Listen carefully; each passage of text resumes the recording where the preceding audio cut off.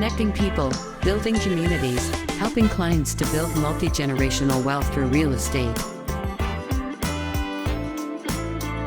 All right, guys. So the real estate market has been all over the place in the last little while, certainly in the past year, and things that are varying from bond yields to interest rates to what's happening with the GDP growth and unemployment rates, and even what the governor of the Bank of Canada had for breakfast this morning and how that impacts his outlook and his bias for today.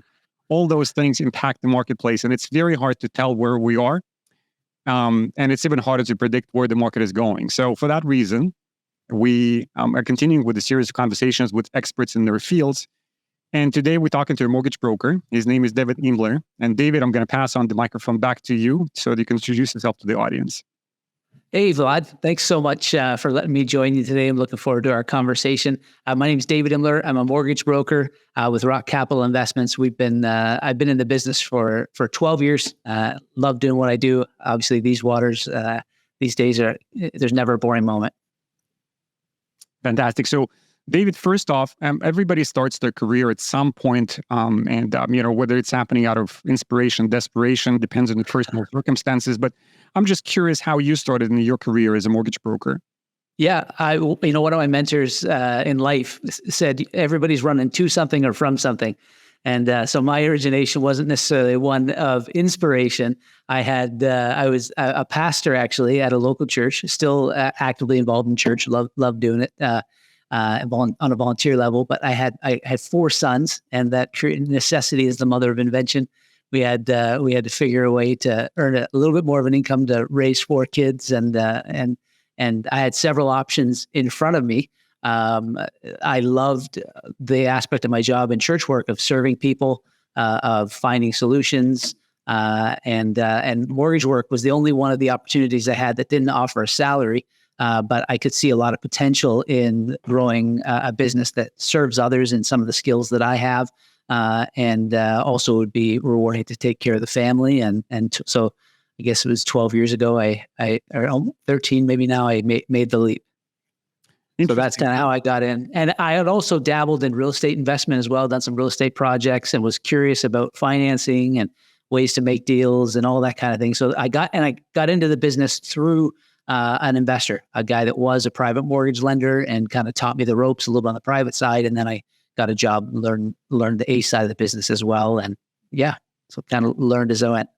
It's quite interesting how many twists and turns our lives have. Probably 14, 15 years ago, you had no idea that real estate was something, or mortgage brokering was something that's even on the horizon for you. And now, 12 years ago, you actually started dabbling in this business and then started to get more and more knowledge and grow your network. And 12 years later, you're an accomplished professional. You're servicing which markets right now? Across the GTA, I focus a lot in Durham and then along the lake. So okay. we really have clients all the way from Hamilton up to Barrie out to Curtis. But correct me if I'm wrong. With mortgage brokers, you can service the entirety of Canada. It's not necessarily limited to Ontario per se, or are there some licensing limitations as well? There are licensing limitations. So I can refer out, or I can recommend, or I can, in some provinces, we can broker through a desk that we have, like a national desk that we have through our brokerage. But no, Ontario, my license is limited to Ontario. To Ontario. Okay, gotcha. And I can service all Ontario. And then I've got my license in the U.S. as well. I can lend in Florida and Georgia. I was going to say Atlanta, Georgia, and anyway, I won't get into all the states I can lend in, but I can lend in the States as well. But it's an important note as well. So a lot of people here are buying property south of the border, and of course, that'd be interested to know, or interested in knowing people to talk to and understand what the mortgage requirements and regulations are in the U.S. as well. Okay. Yeah, absolutely. It's a lot more of a diverse market. There's a lot more options, a lot more things to know in the U.S. But there are options for Canadians to buy investment properties, and it's more. Once I got my license, you didn't ask this, but just a little segue. Before I got my license in the U.S., I thought if you wanted a property in the U.S., you needed to either get some form of vendor take back or TD, RBC, CIBC or you can't get a loan here. But there's lots of avenues for investors to pick up properties in the States. Okay. Great to know. Certainly a topic for a different conversation, but it's interesting that you can actually service both markets and provide expertise for both markets as well. Great.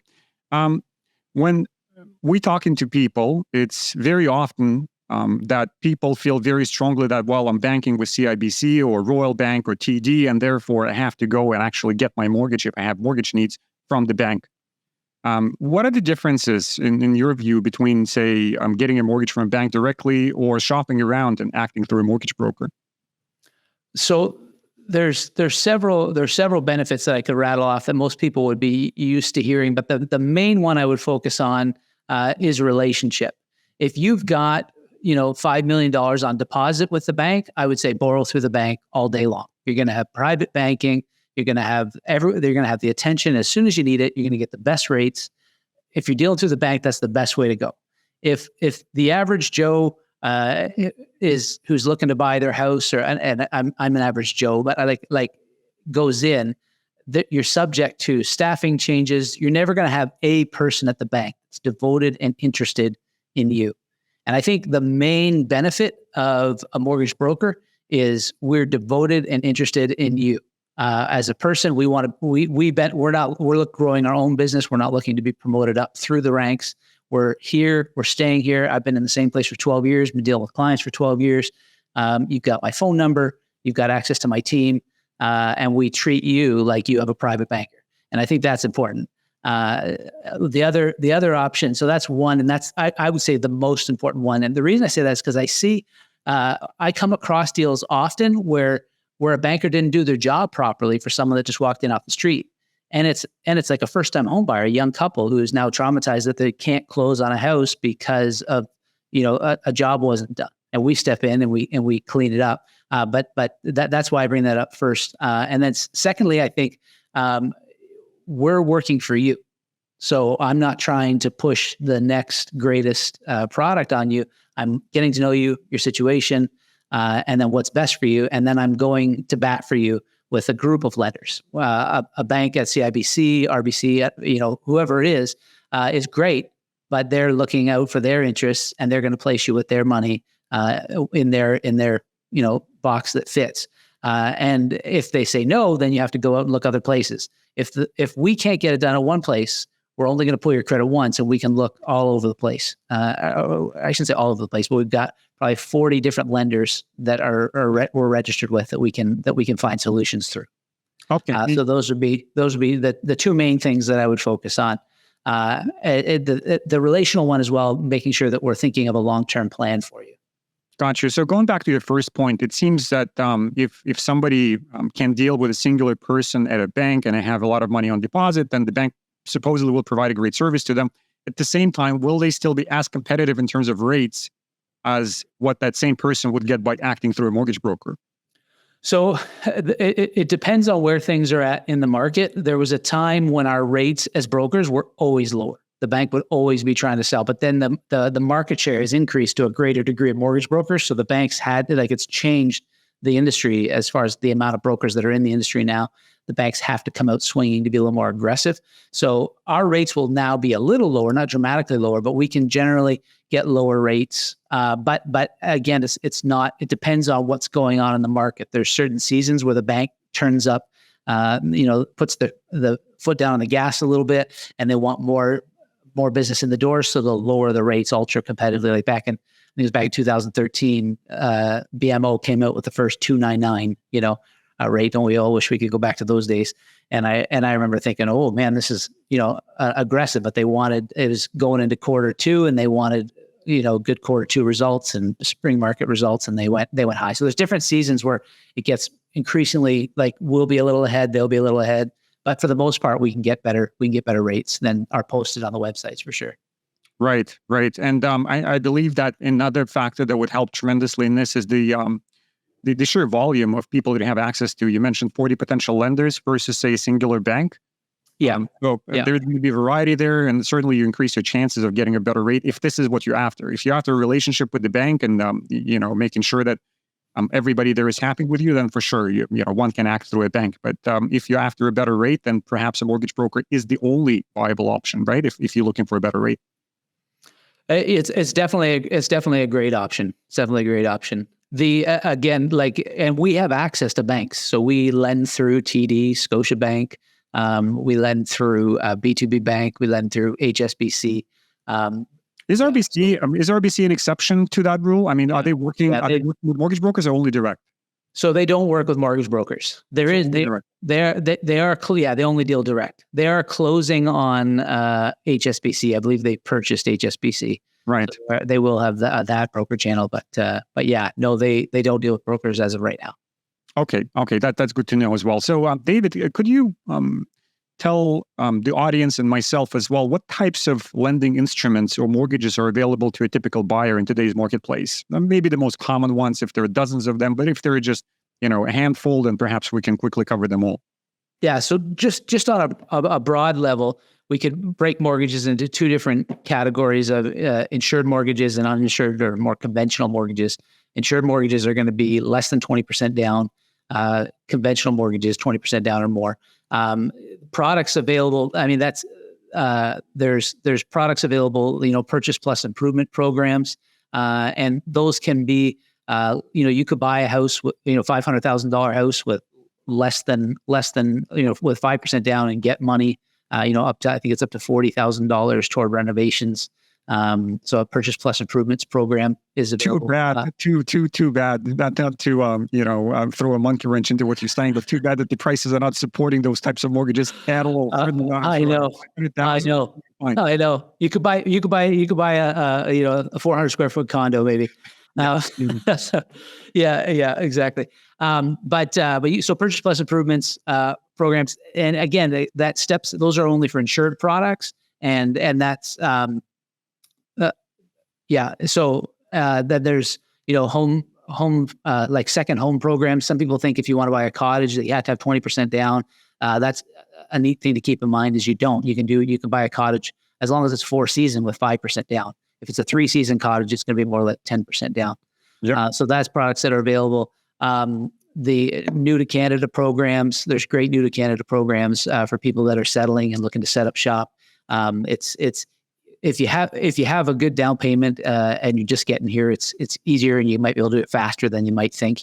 And so that's something to keep in mind. We won't get into the details of how to qualify for them, but and then investment properties. If you're looking to buy an investment property, the rule of thumb is 20% down. And with rents being what they are and interest rates being where they are, it's still doable. But back in 2020, 2021, even maybe 2015 through 2021, the rents were kind of carrying the properties a lot better than they are right now as far as the qualifying rules. But there's some great products available for those. And through the broker channel, there's some different things that we can do to increase that income as far as lenders that have different rules. And I don't know how in depth you want me to get on that, but I just wanted to get a broad strokes understanding of what's going on as far as the lending instruments, and also it seems like if somebody were to sit down with you and lay out where they are in their lives at this time, at least financially, you would be able to recommend them a product out of the ones that are available to the public that is most suitable based on their circumstances. Yes, absolutely. And again, this may not be true with just a branch at a bank where you can go and talk to a rep there. Yeah, I think, and it's just because often that the position they have at the front level is often changing. So there's great people that they hire, and it's just that there's a lot of, anyway, sorry, I'm justifying why they might give less care because they're great people. It's just they're busier as far as what's expected of them than us, and we keep systems in place so that we can sit with people and develop good plans. I think one thing that I didn't mention, and I don't know what your thoughts are on this, Vlad, I'd be interested to know.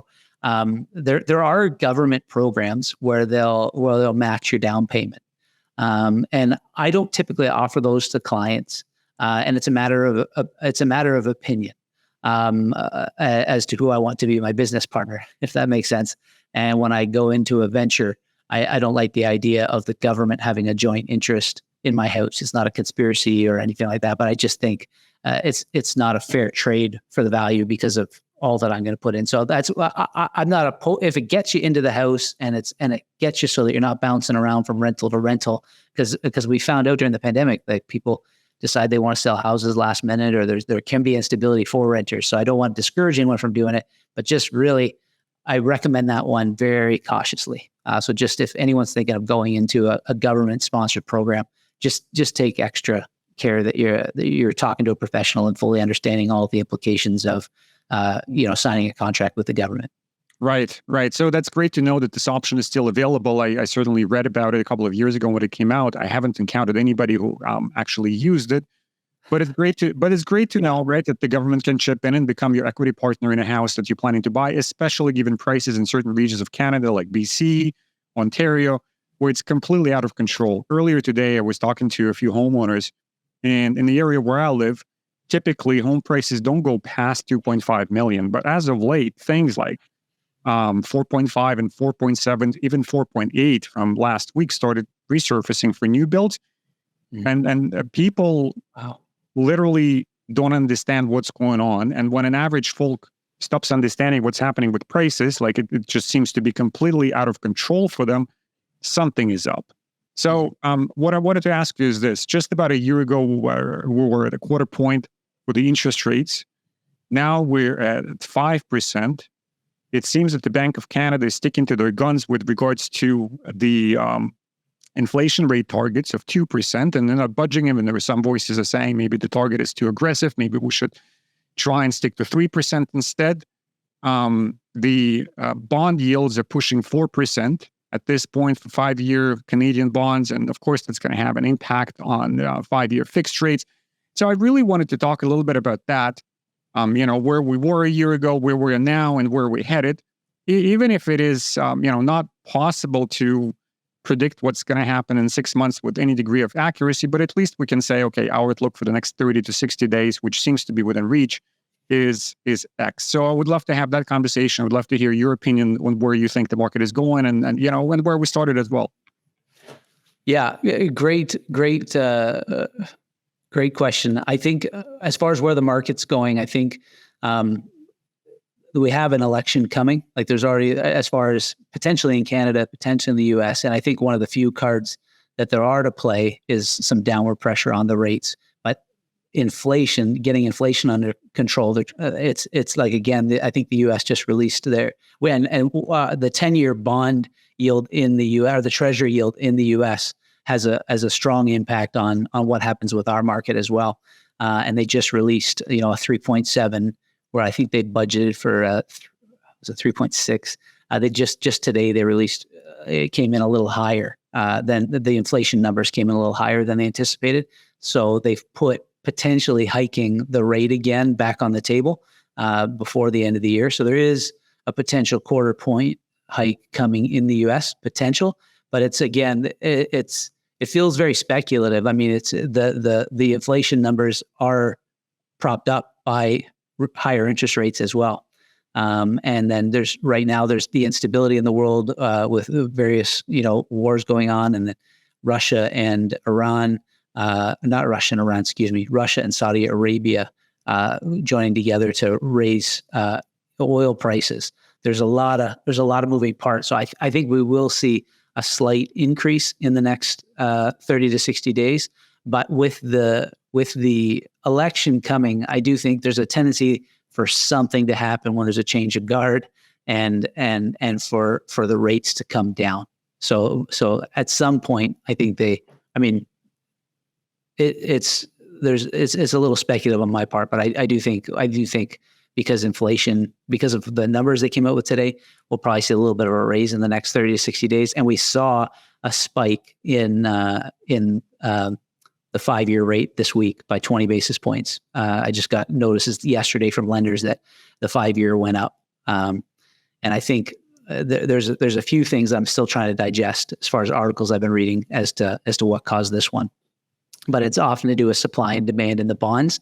And I guess without going too deep into it, there's fixed investors that keep a portfolio of all of their investments in bond yields, and a bunch have sold off in the U.S. at the same time as the U.S. has made a bunch of new treasury bonds available. So we'll see what what happens there. So if I'm understanding you correctly, speculatively, it's quite probable that the US is going to increase interest rates during the next announcement. And then as a consequence, since our economies seem to be quite intertwined, or at least the Canadian economy is dependent on the US economy to a large degree, that might impact the decision by the Bank of Canada at the end of October as well. Yeah, I mean, I hope not. But that's based on what will potentially happen in the U.S. I mean, we'll see if they actually do or not. But the pattern has been, if inflation comes above where they projected, they try to make the case that, okay, we have to still continue to raise the rates. And it seems to me, and tell me what your opinion on this is as well, is that it's not so much the rate that we have right now, the overnight rate that we have right now in Canada that's impacting the markets, but the velocity with which the change had occurred. Everything happened in less than a year, from a quarter point to 5%. So practically a 5% increase, which is very dramatic for a lot of homeowners. Happened over the course of the year, and people are still trying to wrap their heads around it. So that's why the prices are all over the place. That's why that's obviously not the exclusive reason, but one of the reasons why the inventory is increasing, why the prices are still where they were by and large, say last year. But then TD came out with a report just a couple of days ago. The current home prices are impossible to support with the interest rates that we have, even without further hikes. So something has to budge. The deputy governor of the Bank of Canada was saying a couple of days ago as well that one of two things needs to give, either the interest rates or the home prices. And it seems that only one is a workable solution for making the housing market more affordable, which is not decreasing interest rates, which will make it certainly less affordable, looking at history, but manipulating the market through some other means if they have them. So, what I wanted to ask you is essentially your view of where the market is going to go over the next couple of months, or at least, maybe we can say, okay, between now and the end of the year, your opinion. Are the prices going to continue climbing regardless of what happens with interest rates? Are the prices going to stagnate? Is there going to be a decline? TD, for instance, is saying that for Ontario, their prognosis is that the prices are going to decline by 13% over the course of 2024. And that's quite a long time horizon. And then increase by 3% over 2025, if I remember that correctly, but I think it's accurate. So I'm just curious again, what your perspective is on home prices in Toronto or the GTA over the next few months until the end of 2023. Yeah, thanks for asking. There's the standard supply and demand thing is the first thing that comes to mind is supply and demand. We have a housing crisis. So house prices will only decrease when there's either no one to buy them and people that have to sell them. Like they'll only decrease if you have stuff on the market and you have people that have to sell for a lesser amount than they're willing to. Like people right now are listing their houses, and you would know this better than I do, but they're not getting what they're expecting, so they're taking them off the market. And then builders are building, but they're not building at the capacity to keep up with the amount of immigration, the amount of new house starts. So we're always going to have that. I think we're still. I sold a house in 2021 for 40% less than I could have sold it for not 40%. No, yeah, 35% less than I could have sold it for in 2022. And so there was for that to happen, 2021 to 2022, there was a severe correction needed. So if there was a bubble, I think it's popped, because that same property now I could sell it for maybe 3 to 5% more than I sold it for if I sold it in 2023 as opposed to 2021. So I think we've seen kind of the dip and the drop, and it's still kind of dropping a little bit, but I think supply and demand will still keep it propped up. But the qualifying rules and the interest rates, I don't disagree. The amount of people that are going to come up for renewal and have to renew at 6, 7, 8%, whatever it is that they find themselves checking into, it's dramatic, and there will be an effect. So I don't know. Anytime there's speculation about the future when it comes to real estate values, I'm hesitant to. I threw my crystal ball out a while ago because I've always timed the market wrong, and I when I got into the industry was 2010, and I think the 2011 cover of Maclean's magazine predicted a real estate crash. And then in 2012, they did the same thing again. And as a new guy in the industry, you're like, oh, great, good choice of jobs. Here we go. And so, but then that didn't happen. I was like, I'm still plugging away here, still working, and it didn't happen. So I think we will see some kind of. I think we've already seen a major correction. But at the end of the day, people still have need a place to live, and the government has insured quite a bit of mortgage money, so they have a direct interest in making sure that they don't tear it down. It doesn't seem like they're behaving that way with much caution right now, but they had to do something because it's just going nuts. But I think again, it's supply. People, like when you've got now 3-4 families moving into a large house together. That's what I was chatting with a guy up in Muskoka who was telling me, I was like, why are these luxury homes up in Muskoka? Why are they maintaining their $3-4 million prices? And he said, well, because people can work virtually and people want to move in with their parents. So they're selling their houses in the city and then they're moving up and working out of Muskoka and they're still buying. Like there's still demand for these uber luxury homes because they're not mortgaging. They're buying with cash and keeping low mortgages. So I think that's, as long as there's that, there'll still be the exchange of property, Right. So yeah. David, with so many changes in the marketplace from both positions, from a mortgage broker's position, from a real estate agent's position, from a consumer's position, I'm curious if there's anything new in the mortgage industry that had been introduced over the past year that impacts a consumer, is something that maybe sticks out in your mind that you feel that you should talk about. Now, do you mean as far as things that have like new products available, regulations, new products? Exactly. Over the past year, was there anything new and exciting, or new and potentially treacherous that consumers should be aware of? Potentially treacherous. Yeah, either way, could be something that creates excitement in the industry. It could be something that danger zone. No, not just the spiking interest rates. The spiking interest rates are a big deal and a major problem, but everybody knows that one. I'm still to see official policy come out that makes it easier for people to qualify for these new mortgages. Because right now we're basing, like when I qualified for my first house, I think I qualified at 299, and over 25 years. Now you have to qualify at, the greater of 5.25 or the contract rate plus 2. So I think there are lenders that have, that stayed the same. There are lenders that kept qualifying at the contract rate, but now those programs have gone away for the credit unions. I think they've come under scrutiny. But there are products that will allow for 65% TDS. There's things that have adjustments that have been made to make way for. There's a couple products like 40-year amortizations. As far as but not super effective tools in solving the problem. So hopefully we'll see some things come out.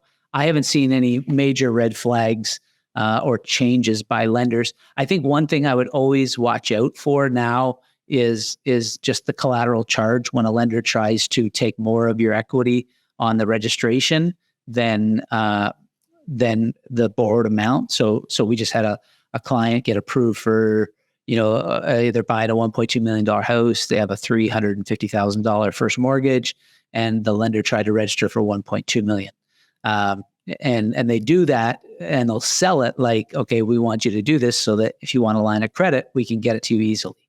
But if you ever find yourself in a jam where you need to access your equity quick and want to put on, an equity line Visa or a private mortgage, and you just need quick access to it, as oftentimes business owners and people in various seasons of life with kids in university or weddings, they just want quick access to their equity. That will impede you. So always pay attention into the paperwork that you're not getting a collateral charge on your mortgage. People will try to sell you on it, and maybe they'll know your situation better than I would. Maybe I shouldn't carte blanche say this, but just I would pay attention to that. And I think I'm seeing lenders do it now that didn't do it before to the full amounts of the values, because there's perceived, risk there now. So make sure that if that makes sense. Very good point. Yeah, it does make total sense. So another thing I wanted to extract from the conversation that, or rather from the topic that you've just covered, is that banks are qualifying folks based on the prevailing rate at the bank. So say, for the argument's sake, 6% plus 2%.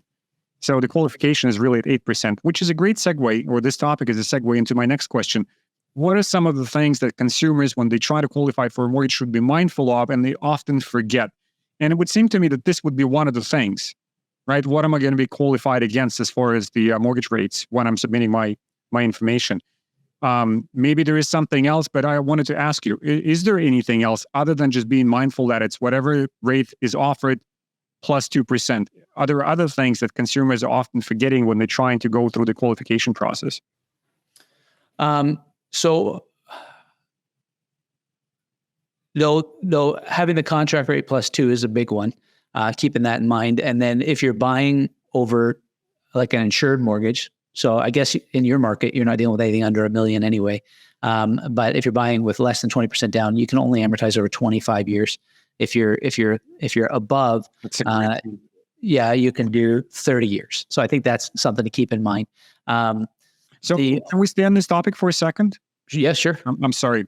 So I read a lot about infinite amortizations, and you mentioned earlier in the conversation, 40 years is something that's being used by some banks. I've heard that RBC is doing 50 years as well. Speculatively, there are even longer amortization periods.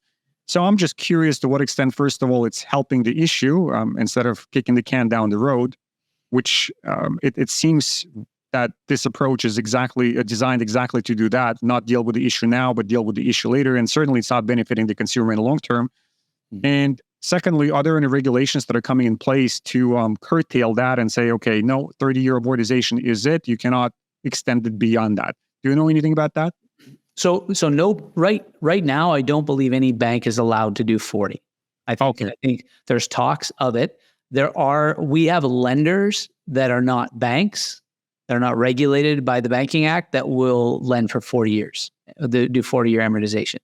I think with prices being where they're at, it can keep the monthly payment in a place that's more attainable. As far as the long-term benefit, I do think it's kicking the can down the curb. Real estate was like the number one way to build. I shouldn't say was the number one way to build wealth. It's still a great way to build wealth. Like where else can you leverage? Like you're able to leverage in real estate and have the amount of security that you have. But I do think it's kicking the can down the curve a little bit. And I do think when you buy a house as a buyer, like if we just talk like none of us, we're not thinking about the market. We're just thinking about the individual in front of us right now listening. And we're thinking about wealth building. We don't like the goal of life is not to, live in the best place, own the best place. So the goal, actually, we shouldn't get into the goal of life because everybody's got different goals. But as far as building your personal wealth, you don't want to be as long as you're paying interest, you're insuring the property, you're paying, you're a good chunk of your money right now is going to someone else. So you don't want to think when you're buying, you don't want to think, okay, what's the best, what can I handle on a monthly basis? You want to think, okay, what are my long-term plans? What do I want to invest in as far as my life, my time? Because you can't, I was talking to someone the other day, and this veers out a little bit, but he said, David, Elon Musk can't buy a minute, and I thought that's a great point. Like time cannot be purchased, and we all have a finite amount of it. So I think I totally agree with you. We can't kick it down the curb. When we're building our own wealth, we want to think, okay, where do I want? The goal is shelter, and then living a life that I want to live. Anyway, sorry, that gets a little too philosophical. I don't want to take us too far down that path. All good, David. So moving along, one of the things that is really worrying about the market and things that are going to happen, specifically from a consumer standpoint, is a lot of people are coming up for renewals. Mm-hmm. And I'm wondering if there are any tips that you have to soften the blow when the renewal time comes for them. Yeah. What can they do? What things they can pay attention to? Can they be proactive in any way with what they do? So what are your tips on how consumers can alleviate the pain of having to renew at some point in the future? Yeah, great question. I think the number one thing you want to do is just kind of be prepared. I'm putting and I can send this out once it's finished. 5 tips to thrive through the interest rate hikes, and the first thing I'd say is dial it in. So sorry. Please keep your thought. I just wanted to mention that that's the blog that you're referring to. Yeah. Okay. Yeah, we'll forward that over to you. Absolutely. And I just wanted to say we'll link it up once this video is posted. We'll link it up in the description below so that the audience will have access to that as well. Okay, great. Yeah, absolutely.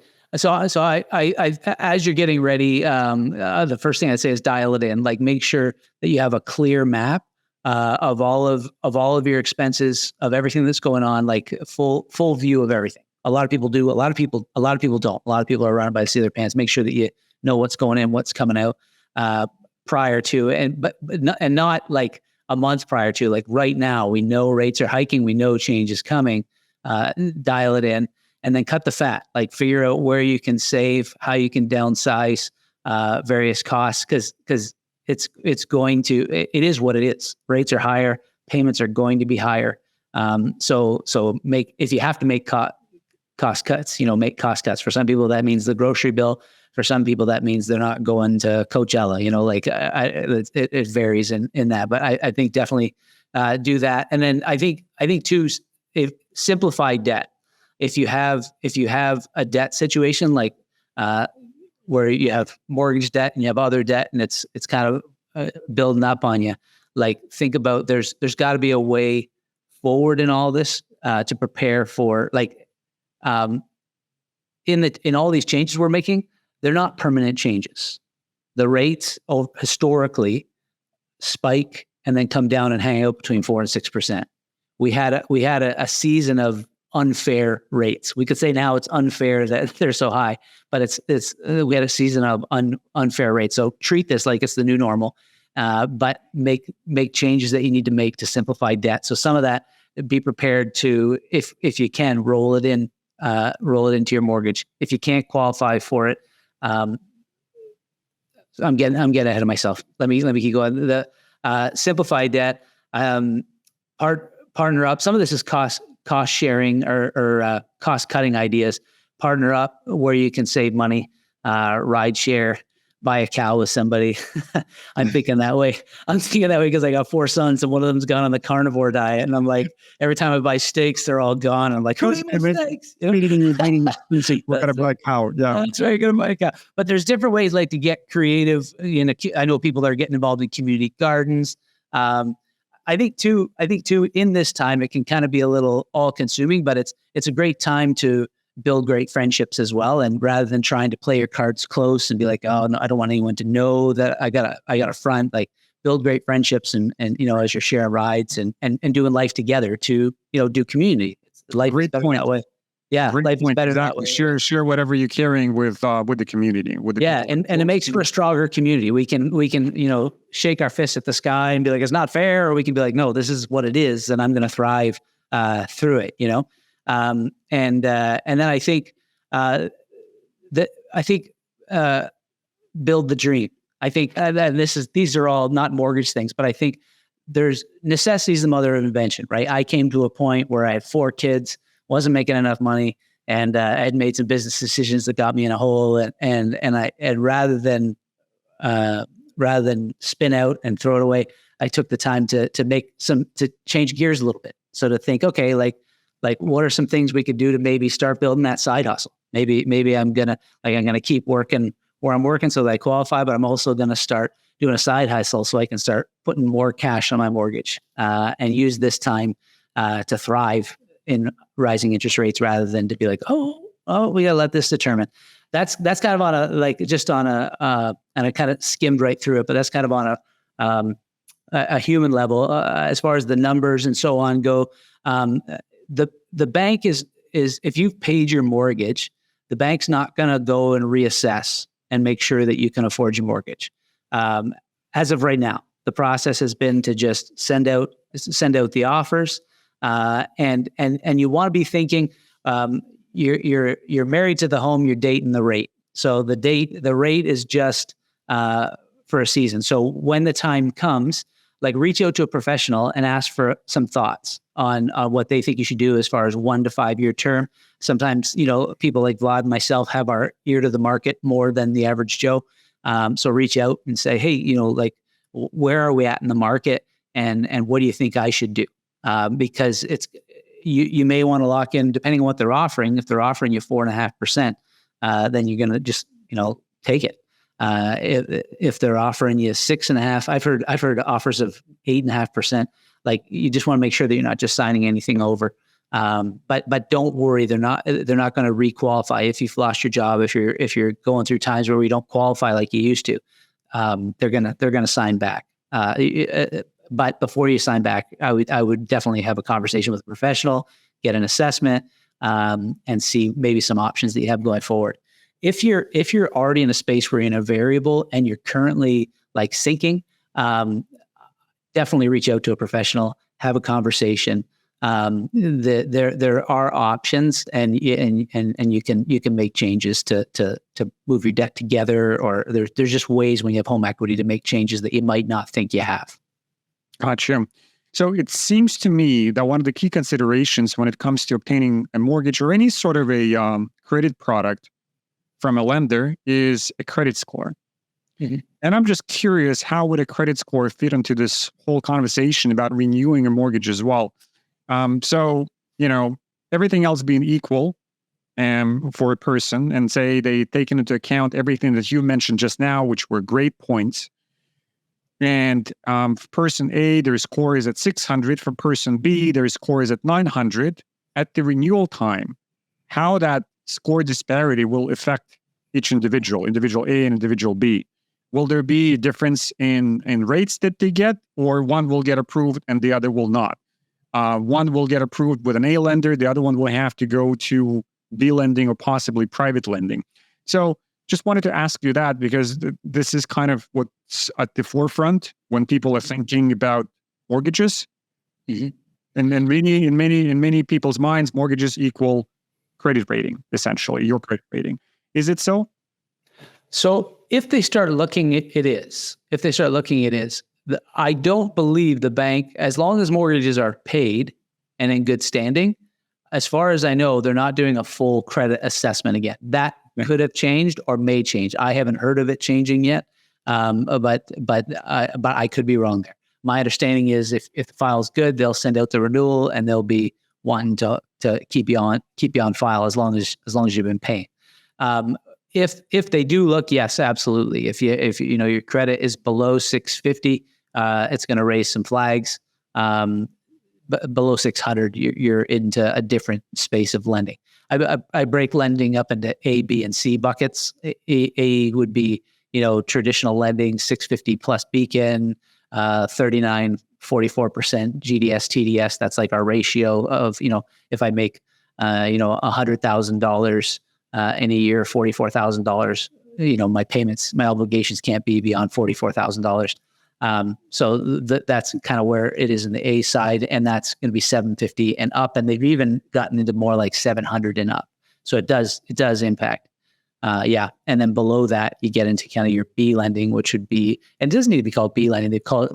They've started calling it alternative, so it doesn't seem like it's a downgrade, because like when I made a move up to a bigger house, and I used a B lender, and it was what enabled me as a self-employed guy to acquire a property for my family. And so it's just, I view them as tools in my toolbox as opposed to categorized better than another. And the same with private lending. It's a tool in our toolbox. And if we need to use it, we use it, But credit becomes increasingly less important, but it always impacts perceived risk. If you think about the 5 C's of credit, are you familiar with that? The 5 C's of credit, how people review credit. It's viewed on character, capacity, capital, collateral, and conditions. So character is obviously what you've established through your score. It's primarily established through your score. Capacity is your ability to make the payments, your historical earning or what you've done in the history as far as earning goes, and then your potential in the future. And then capital represents how much of your own money you're putting into a deal. And then collateral represents the the asset itself. And then conditions are the overall market conditions. The lender will look at the overall marketing conditions in assessing the pricing, what's going on in the overall market. And obviously that's a big player right now in the market. Oh, that's a useful acronym, 5Cs. And I just wanted to ask you to decipher GDS and TDS that you mentioned earlier in the conversation for those who know what that is. Yeah. So it's gross debt service ratio and total debt service ratio. It can be a little confusing, but the gross debt has to do with just this debt. So just the mortgage, born $100,000 or $1 million, and can I afford it based on the contract? And then the TDS factors in, okay, I also have an Aston Martin that cost me $3,000 a month. Or I'm just kidding, but like what the it's what it's a good thing to include as a disclaimer. Was that but like so the payments for that factor into everything. Gotcha. Okay, great. Let me ask you this: does it make sense to pay off your mortgage early? And do you have any tips for consumers for doing that? So in this market, it absolutely does make sense to pay off your mortgage early. Just if you're still locked in at I've got clients that are locked in at 1.69%. And faster for sure. So don't rush, but if you're coming up to 6-7%, pummel away at as fast as you can. Tips would be like just increase every payment by $100, or like it makes a difference in the long run. Will every bank allow for you to do that, or you have to scan and you have to understand the contractual obligations before actually trying to pay more? Yeah, that's a great point. Every lender that we lend through will allow it. If you've borrowed directly from your bank, you do need to look at. But most of ours allow for a 15% payment increase and then a 15% lump sum.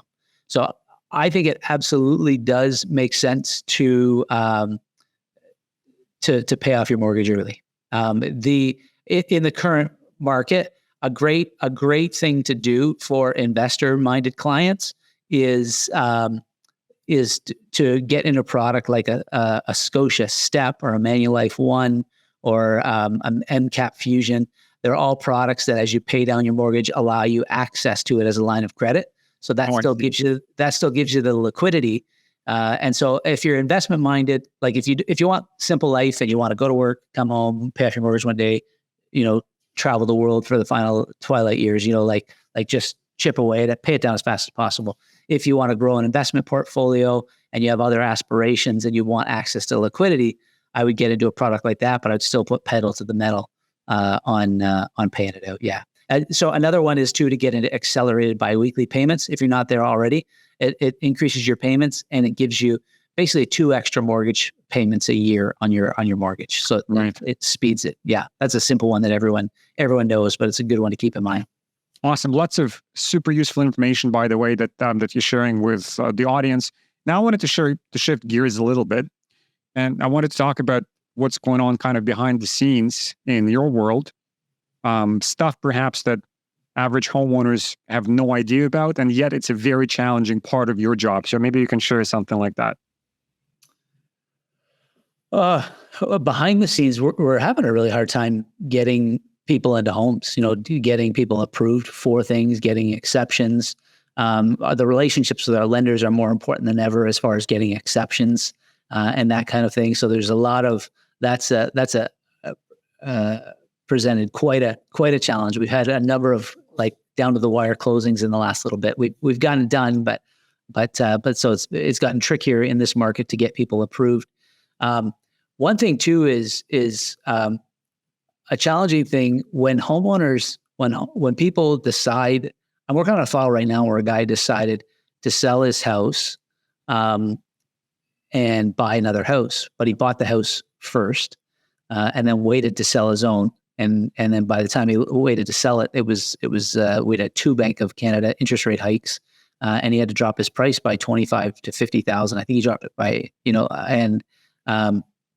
which is not a huge amount of money for everybody, but for this guy, he really, really needed it. And so he's in a situation now where he's purchased a home and he didn't come to us first. Like he came through a real estate agent that now they're in crisis.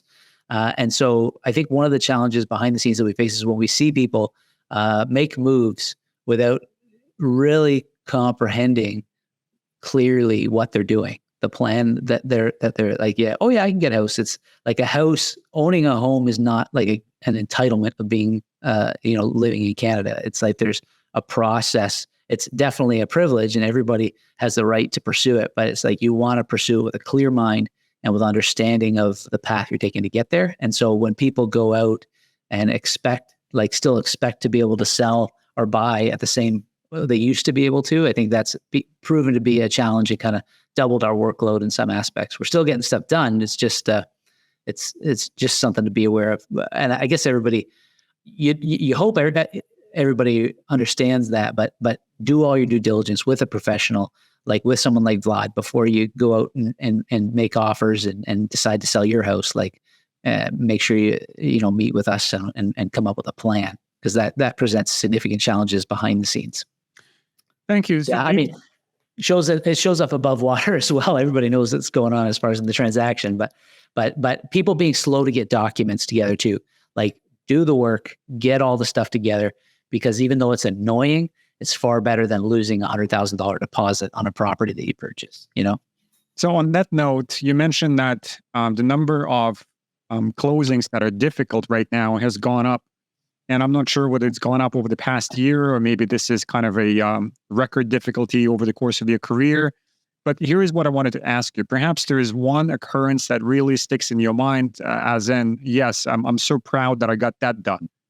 It was such a difficult case for me to handle, and yet it turned out to be a complete success. So maybe you can share a success story of one of the difficult cases that you've handled over the past year or so, and how you turned that around and made it into a success story.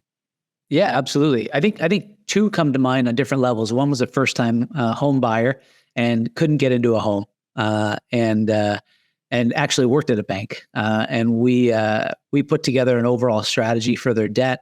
It really shouldn't have come together like it did, but because we put our heads together, we came up with various solutions to get things taken care of.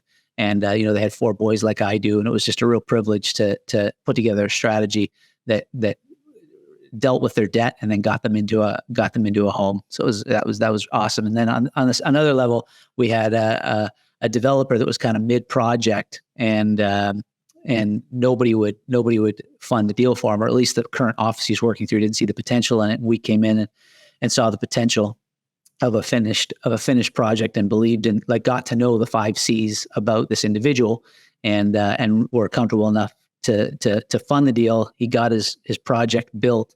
The home's complete now. His family's living in it. I got to walk through, made this incredible climbing and playroom for his kids, and got to walk through it all. And now it was part 1 was a private mortgage. Part 2 is a bank mortgage that closes Friday, and it all just kind of tick came together. And I think that's when you get to see someone achieve their dreams, whether it's buying their first home or building their dream home. It's just a real privilege, a lot of fun to get across the finish line. So those were 2 situations that were probably, one wasn't going to be able to buy, and the other was looking like it was going under. And it's a sunny day instead of a rainy one on Friday when he gets into his regular mortgage. Nice. So just as a side note, David and I met a few months ago through a common client of ours. And correct me if I'm wrong, that client happens to be a childhood friend, somebody whom you've known for years and years. Yeah. Since I was 7, I think. Oh, wow. Yes, it is a longstanding friendship. And for me, it was a client whom I've known for a couple of years through the people that are also a big part of that church organization to which he belongs. And to me, and this is one of the big reasons as to why we're having a podcast together, the work that we did together with David behind the scenes was kind of exemplary, or at least from David's standpoint. In that whenever there was a request, things were happening on time. Whenever there was a complication, David would resolve it. So I wanted to ask you this. What is, in your opinion, a good way for a real estate agent to cooperate with a mortgage broker? When should that conversation, the first conversation with a mortgage broker, should happen? and how closely that pair should work together on facilitating the client's needs to get into a house, whereas the first point of contact for the client is almost always a real estate agent. Yeah, I think almost immediately, like I view our relationship as almost like if depending on what sport you like we're on the field together, whether it's hockey or football or soccer, like it's like we're playing different roles, but the goal is the same: get that client in the house, and move the ball forward. And so I think almost as soon as the ball's in action, as soon as the goal is set, then the mortgage broker should be brought in on the conversation. Either by an introduction from the realtor or clients have met them themselves. And then throughout the process, it's almost kind of a back and forth. We make it our aim to work together to achieve your client's goals and make sure that you're the excellence that you carry, an excellence that not every agent carries. And so we want to make sure that your brand is rightly represented with a smooth, efficient transaction that's clear and honest. And so if we get into the picture right out of the gate and then throughout the process, really our clients will call us, like we'll get them pre-approved right up front. And by pre-approved, like we've looked at all their documents. We know that if we're sending them back saying, Vlad, hey, go under the market, you're good, that we're not going to come back after you've snagged that dream home and say, oh, actually, we didn't think about this or we didn't think about that. Like you want, before you're driving them around or meeting them at places, or sending them properties, you want to make sure that they can actually buy them. And then once you close the transaction, that's a real key point as well. So there's the pre-approval, and then once you close the transaction, ideally we're already in touch with the realtor, and the realtor says, hey, here's all the documents. CC's the client. We're into an approval, and within 3 to 5 days, we've got you ready to fund, not just ready to have an appraisal the week before closing or whatever, last minute. We make sure everything is done right out of the gate, and then we'll keep you informed once we're complete, and then once the file closes, we'll stay in touch. I hope I'm answering your question there, but yes, I think it's almost like a back and forth throughout the whole process. Sorry, go ahead. I wanted to say the reason why I'm asking this particular question is that oftentimes I have a conversation with clients like, and where do you stand financially? Oh, don't worry about it. We have our mortgage broker. Everything is set. Okay. So it doesn't often occur to people to make introductions and to make sure that we are on the same page and to have a communal conversation to make sure that, all the figures on the board are positioned correctly. Everything is in motion as it should. And people exchange information. So oftentimes it's not even resistance, but lack of thinking from a client's perspective. Okay, I got to connect those two, a mortgage broker and a real estate agent. And I'm sure you're experiencing this to a degree as well. Yeah, we actually ask for it. It was one of the first things we ask. Hey, can you introduce us to your real estate broker, real estate agent? It will really make the process a lot smoother for you. And we try to sell it that way. Like it's just a good thing for us to be in contact. Yeah. And I quite enjoy the sport as well. If we go back to the sport analogy, like it's fun to interact with the real estate agents as well. And so anyway, that's a side note. But I think it's just a good relationship that communication be open so everything's smooth. And if someone says don't worry about it, like I always get nervous about that. I always get nervous about that. In my business, Vlad, that means I won't worry about it. I'll see you later. Well, let me ask you this. We're talking about mortgage brokers, real estate agents. I want to ask your perspective on what should a home buyer look for in a real estate agent, your perspective. So I think someone who, when they show up to a listing appointment or on the phone, is listening. I think that's a key thing, that you can tell that they're listening to you, because they're going to help you make one of the biggest decisions of your life.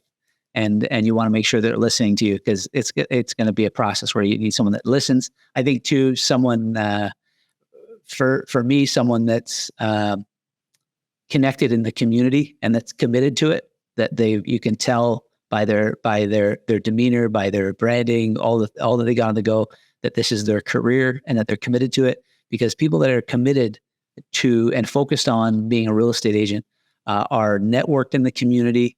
are like just a local hub. There's more to a deal than just the offer. Sometimes you can pay less for a property with a real estate agent that knows what they're doing. And not that the goal is to pay less, but you can pay less or sell for more because of a real estate agent's connectedness and negotiation skills and relational skills. So they may not. So if they're a good listener, if they're good at building a relationship, chances are they're doing that in the community as well. And that's a part of the deal. It's not just who's got the banner on the bus and all those things. It's who's actually listening to me. And because you would know better than I would, but the few homes I bought and sold, oftentimes the agent that I use, who is quite connected in the community, he won because he knew everybody. And he was able to kind of like call around and maybe you're not supposed to do that. So you're not supposed to do that, but it's the people that fly into a community, the big shots that act like they can do it all for you. By the local people are like, no, don't accept that. So I think that's a couple of things, and then straight shooting and honesty, an honest assessment, and asking great questions is important too. I think those are some things that I would look for. Well, I think these are excellent points. And everything that you mentioned, at some point you were like, oh, I'm not sure if this is something one is supposed to do, but everything that you mentioned so far seems to be completely legit and above board. So no, all good. Yeah. Really, community is a big part of it. And you brought it up several times in conversation. Clearly, it's close to your heart. And I think it's important for the real estate agent to be connected to the community that they serve.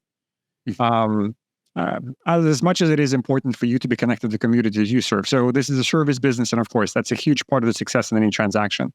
Mm-hmm. Lastly, and this is probably the last question for me, I wanted to ask you if you have any tips for homeowners with regards to managing their mortgage and planning their financial future. Also from your perspective, you have wealth of experience under your belt, right? 12 years at this point of dealing with people, their problems and their success stories in the mortgage industry. And I'm wondering, what are the most often repeating patterns that you think people should really pay more attention to and perhaps avoid? And how can they be more successful with their planning? That's a great question. The standard one as you're looking ahead is don't take on large debt payments. If you intend to buy a house, sort of the monthly cash flow, right? You're talking about. Don't big cars, all those things, especially with interest rates being where they're at right now. Just be cautious. Life is going to make demands on you. Make sure that you kind of have a plan set in place. And if this is of course, if cash flow is an issue, I don't want to assume cash flow is an issue for everybody. If cash flow is an issue as you're planning, then just make sure you're paying attention, because those car payments reduce your borrowing power big time. Your ability to buy houses and borrow big time. If cash flow is not an issue and you're looking to invest, same thing. Just be aware of what you're reporting for income taxes. Be aware of your monthly spending plan. Talk with your accountants as far as when it comes to acquiring real estate, the further out you can plan, the better. If you're self-employed and you want to buy, I think, and I don't know if you agree with me, Vlad, I think in the next 2 to 5 years, there's going to be some incredible buying and investment opportunities in the real estate world. So I think to keep your ear to the ground and be prepared for that, you want to make sure that each thing I'm thinking of, I could unpack more than we have time for here. But I think just planning accordingly as far as your tax planning, so that you can be positioned to buy when the time comes. So those would be a couple of things. But as far as just managing month to month amidst the rising cost of living, just to have a plan around not borrowing. And it's different. The reason I pause it so much is because in the current economy, I'm dealing real time with people where I could give all the advice I'd like right now. Things are just tough. Not for everyone, but for some folks, it's just tough right now. So I apologize if I'm kind of bouncing back and forth, but those are the things I would be aware of: how much borrowing impacts your mortgage borrowing power. And then 2, I would tax plan and be ready to have access to your liquidity so that you can buy up opportunities that may present themselves in the coming years. Because when everybody's greedy, you should be afraid. And when everybody's afraid, you should maybe be prepared to be, maybe greedy is the wrong word, but be prepared to take action, Solid advice. Thank you, David. Now, how can we find you? How can the audience find you? Yeah, I can be found on Facebook. If you Google me, David Imler. I can be found on online. Revo, REVO, financial.ca is our website. Or you can give me a call at 905-999-8138, and I'd be happy to chat. Awesome. Well, great information. Thank you so much for the conversation. I also wanted to mention that we'll link up all of the information that David just shared with respect to how to find him in the description below once this video is posted. And other than that, I wanted to say thank you to you, David. I wanted to say thank you for the audience, or to the audience, for listening to this. And I'm looking forward to a few more conversations with you. It's been really enlightening.